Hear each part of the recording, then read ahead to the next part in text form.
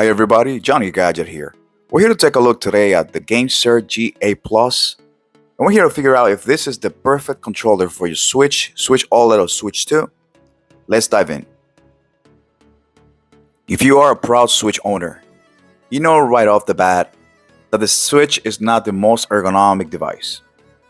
The joysticks leave a lot to be desired, as they have a very limited range, and the D-pad is not exactly the best when it comes to fighting games, and it's not exactly the most comfortable D-pad to use.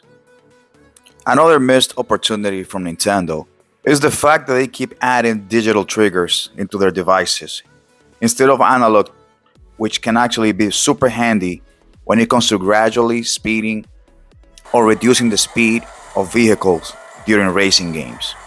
A feature that a game like Mario Kart World could have benefited from.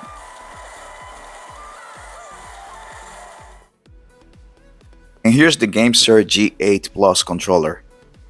And you can tell by its shape and handles that it feels as comfortable as an Xbox or DualSense controller.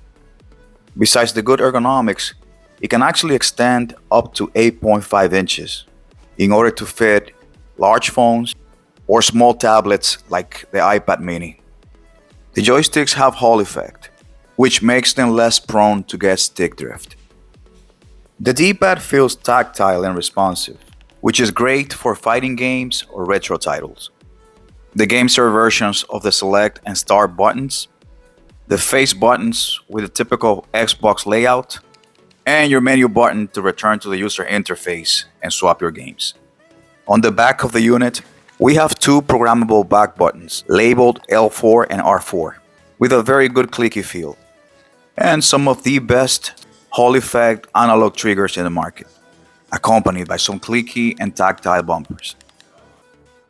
Being a Bluetooth controller, the Gamesir G8 Plus does not offer many inputs, other than a USB Type-C for charging and the Bluetooth button for connectivity.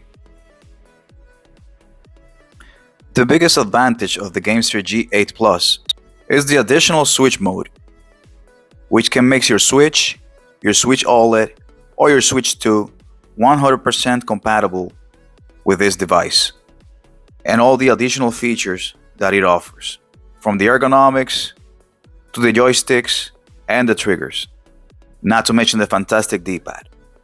But it's not perfect.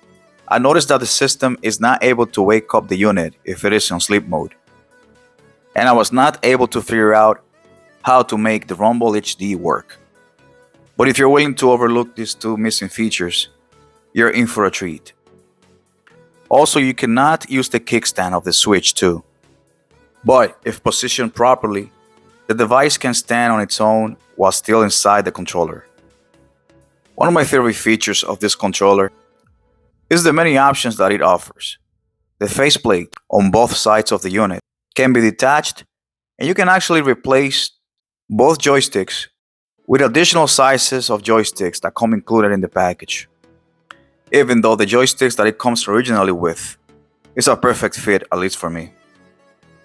The covers attach magnetically, so they are super easy to remove and reattach, remaining pretty secure in place. Like I mentioned earlier, the Gamesir G8 Plus has the original Xbox layout, which means the buttons have the reverse layout of the Switch.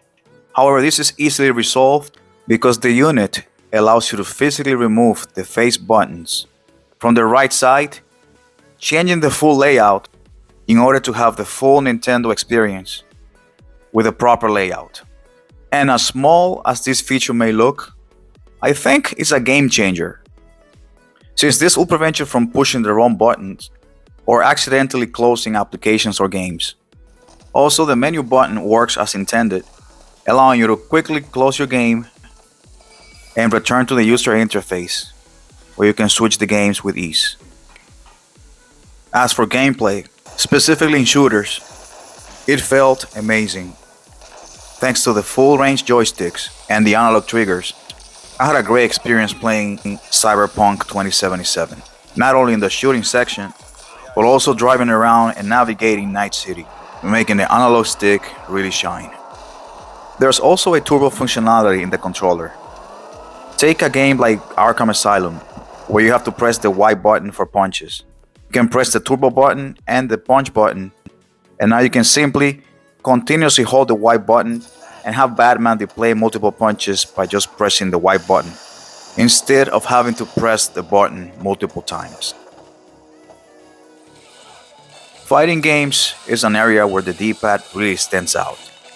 Now it's easier than ever to pull off your special moves or your projectile attacks, or even the proper inputs for your fatalities or animalities in Mortal Kombat.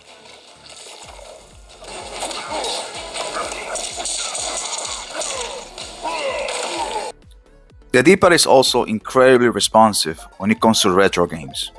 It's not coincidence that the original Nintendo NES had a cross-single D-pad as its only movement button, and I had a great time replaying some of my old retro games.